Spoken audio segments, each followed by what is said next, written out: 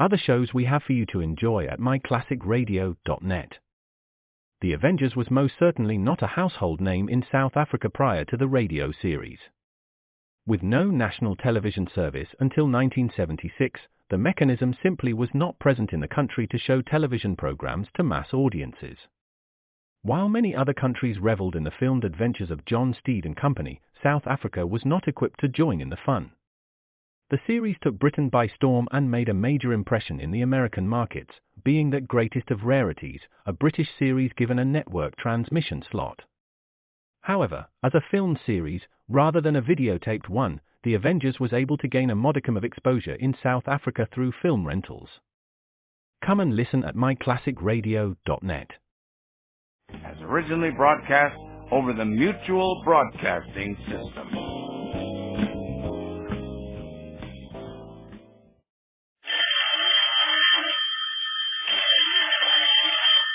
Calling all detectives.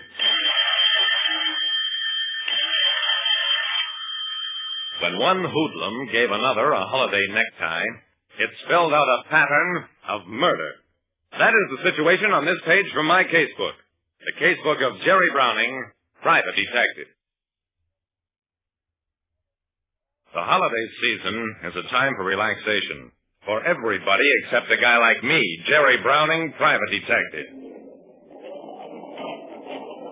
It was a couple of days after Christmas, and the Lascott department store was doing a big business in gift exchanges. I was at the hosiery counter explaining why size 9 socks were too small for me, when a couple of aisles over, two men at the neckwear counter began exchanging Sunday punches. I pushed my way through the crowd just as one of the contestants folded up and hit the rug.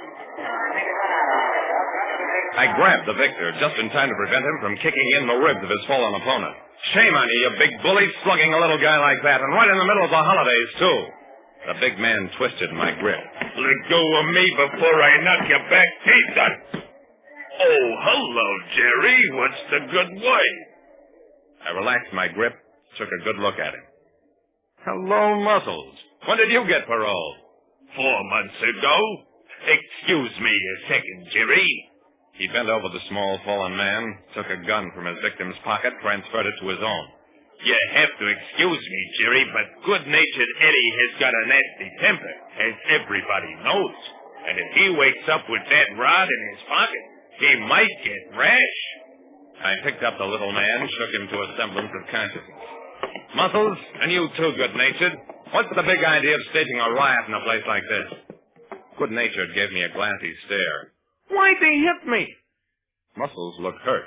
Why did I hit him? Jerry, I buy. I don't steal a classy $10 tie. A special, one-of-a-kind hand paint job. I give it to my pal, Casino Cassidy, season's greetings, except that Casino intercepted 6 slugs yesterday before he ever sports the tie. And today, I catch good-natured Eddie trying to exchange the tie I buy for Casino. You mean good-natured Eddie has a necktie you gave a man who's been murdered? That was the point at which good-natured came out of his daze. I can explain everything. I think the tie is too loud. Do 'em up, Browning, Jerry.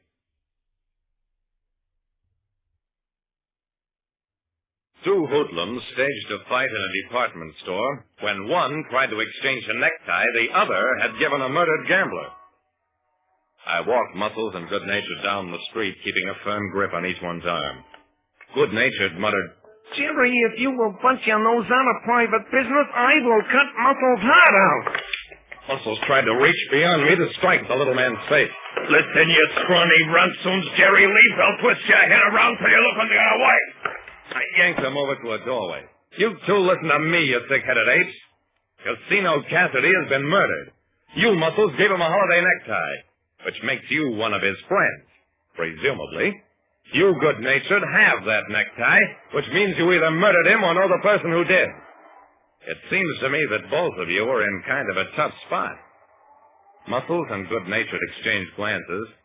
Then, Jerry, leave us go have a drink against the cold and kind of talk this over.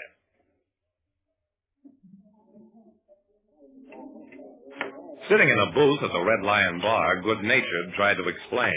The tie is too loud, Jerry. That's why I went to exchange it. I'm the conservative type. But I didn't get it off Casino. It was given to me by Danamora Dave Willis, Holiday Greetings. I'm the good-natured kind, Jerry. I don't croak guys. A bullet in the shoulders as far as I go. And even then, I don't take their ties. Ask Danamora Dave. I pulled at the necktie that was dangling from Good-Natured's pocket. It was a loud thing of horses and palm trees and, somehow, mermaids and ocean. Obviously hand-painted. Muscles, are you sure this is the tie you gave Casino? I ask you, Jerry. Could I be mistaken? I took another look at the monstrosity. Oh, Muscles, you certainly couldn't. I think we'd better go see Danamora Dave.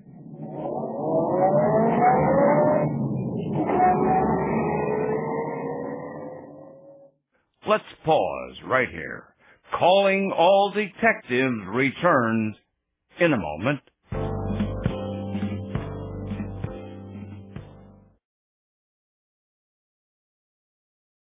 And now let's rejoin Calling All Detectives, starring Paul Barnes, the man of 1,000 voices.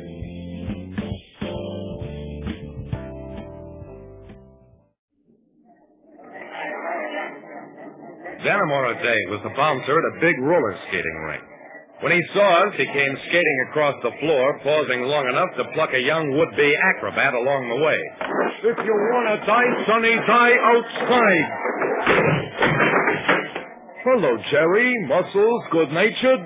A merry Yuletide, gents. What's the score? Good-Natured looked unhappy. 8-5, Danamora, against you. I held up the necktie. You gave this to Good-Natured, Danamora, but before that, Muscles gave it to the late Casino Cassidy. Mind telling us how you got the tie? Danamora winced. It was a happy holiday present from a friend. Only I personally favor bow ties, the kind with the elastic like I'm wearing. So I passed it on to my pal, Good-Natured here. Who gave it to you, Danamora? The bouncer hesitated.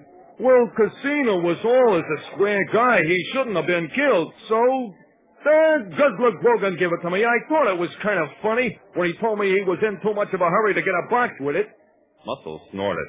I paid for the tie. I got a box with it. Danamora nodded. Maybe we should all go have a talk with Guzzler Grogan. It'll take all of us to do it.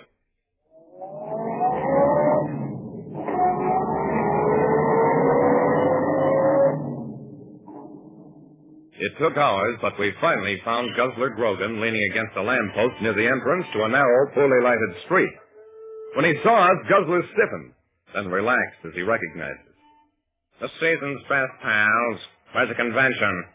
Danamora didn't waste any time. Guzzler, you give me a tie that I give Good-Natured that he tries to exchange. Only before that, Muscles give the same tie to Casino Cassidy, who is now on a slab.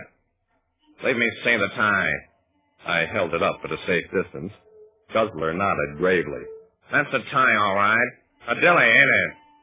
Guzzler, I know you're a hold-up man, but I didn't think you were a killer, too. Guzzler was indignant. Anybody I knock off is strictly not on purpose. Being as Danamora's my pal, I don't mind telling. I take this tie off a guy I guzzled last night, a big skinny guy wearing a monkey-tail coat. He comes out of Casino's place last night at 2 a.m., through a window. As he lands in the grass, there I am, and I grab him around the neck and I guzzle him. You mean you choked him? That's what I said, didn't I? I got his wallet and his watch. He's got this tie in his pocket, see? And I figure that's just what I need for my good friend Danamora Dave. A merry holiday to you. I shrugged, put the tie back into my pocket. Looks like the end of the trail, boys. Now we'll never find Casino's killer. I don't know about that. Before I fling the wallet, I look inside. More time or Aldershot the second is a moniker. So naturally, I won't say it in court.